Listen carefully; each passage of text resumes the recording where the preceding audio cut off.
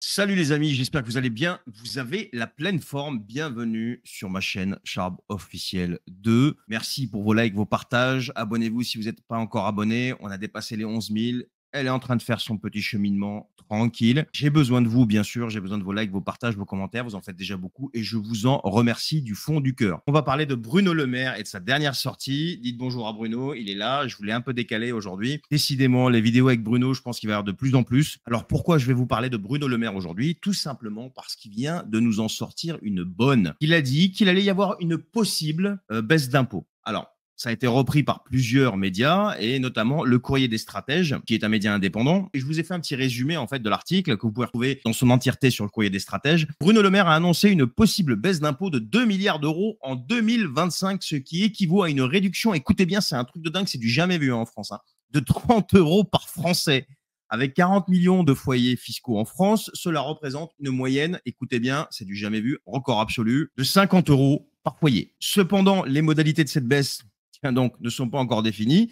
Et l'article souligne que malgré la collecte de 335 milliards d'euros d'impôts, juste les impôts, après on va parler de la taxation globale, hein, en 2022, dont 87 milliards d'euros d'impôts sur le revenu et 95 milliards de TVA, l'État n'est pas certain de pouvoir réaliser une telle économie de 2 milliards d'euros d'ici 2025. Et cette réduction d'impôts était une promesse d'Emmanuel Macron, principalement destinée à qui? Aux classes moyennes, bien sûr. L'article mentionne également une augmentation significative des dépenses de fonctionnement de l'État avec une hausse de 27% au cours des 6 premiers mois de l'année par rapport à l'année précédente. Bien sûr, ensuite, Éric Verreck, qui est l'auteur de l'article, parle de la promesse de Bruno Le Maire, qui est encore une provocation, ni plus ni moins. On peut que lui donner raison parce que ces gens-là, ils sont les champions du monde pour t'expliquer que tout va bien quand tout va mal. Et pour montrer un petit peu la contradiction de la Macronie, j'ai décidé quand même de vous partager en direct, là maintenant, les chiffres de l'INSEE sur l'évolution de tous les impôts, taxes confondus jusqu'à 2022. L'année 2023 n'étant pas encore achevée. Donc on y va, je vous partage tout ça. Donc voici ici les chiffres de l'INSEE qui datent 31 août 2023 et qui concernent l'évolution de l'impôt, donc des données annuelles, de 1995 à 1992. Donc vous voyez ici, on a la TVA, CSG, CRDS, impôts divers sur la production, impôts sur les sociétés, impôts sur les productions hors TVA, l'IRPP, l'impôt sur les salaires et autres impôts. On regarde ici là de 2013 jusqu'à 2022. Donc là, vous les avez par couleur, hein, mais on va regarder le total, nous, ce qui nous intéresse là. Regardez ici, là, 800 milliards d'euros que l'État français a perçu, même plus que ça, je ne sais pas c'est quoi le chiffre exact, mais on est un peu plus de 800 milliards d'euros, a perçu en 2022. Et là, ils viennent de la manière mais la plus hypocrite du monde t'expliquer, on va peut-être baisser les impôts, mais c'est pas sûr, il faut qu'on trouve des économies, c'est possible une baisse d'impôts et de 30 euros par Français, 50 euros par foyer, quoi, ça fait. Non mais...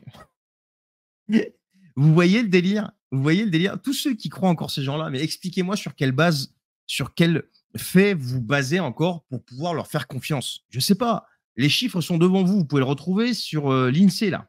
Là, vous pouvez retrouver ça sur l'INSEE. Je veux dire, c'est pas compliqué. Et en plus de ça, vous avez toutes les tranches. Quoi. Je veux dire, vous les avez ici là. Et l'impôt sur le revenu, quand même, ça représente pas une petite partie. Hein. On est quand même sur 89 milliards en 2022.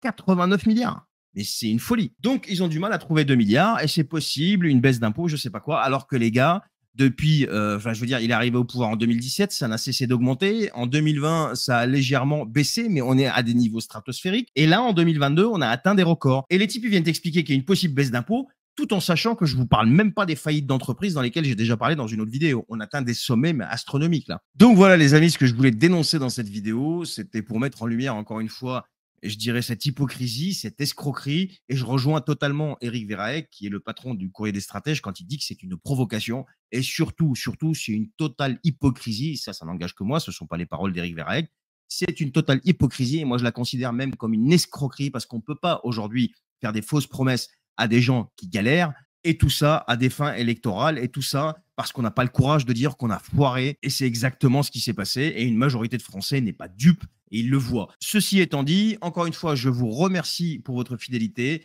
je vous remercie pour vos partages, vos likes, vos commentaires, il y en a de plus en plus. Vous pouvez également le faire pour cette vidéo, et moi j'aurai un grand plaisir à vous retrouver la prochaine fois pour encore une fois mettre en lumière l'hypocrisie et surtout l'escroquerie que représentent ces gens-là. Portez-vous bien et à très bientôt.